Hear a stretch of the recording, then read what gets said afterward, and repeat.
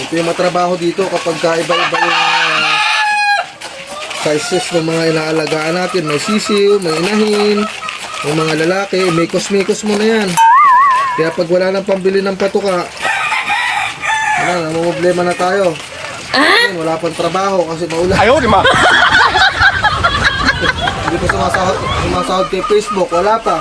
Kasi hindi nyo naman ako pinapalo. Wala ako nilalike dyan. Hindi nyo malang sinishare yung mga video ko dyan.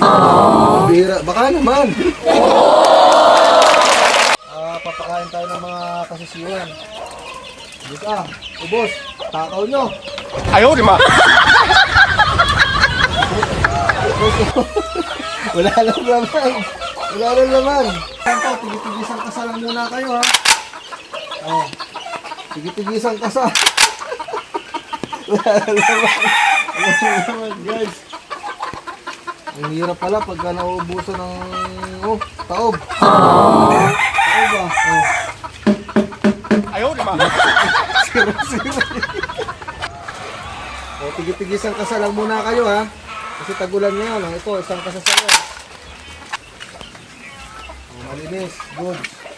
O, isang kasa lang sa'yo. Lalakas ko. O, sipag lang. Ito yung aming pinagmamalaki dito sa aming backyard. Yung 2 times winner namin. Madaling sumayaw to guys. Kaso hindi na sa pwedeng pasayawin. Gawa ng baldado na yung pakpak niya. Pang materialis na lang yan. Napakasimple sumayaw niyan. Side step lang yan. Parang yung may-ari lang. Ayaw, di ma.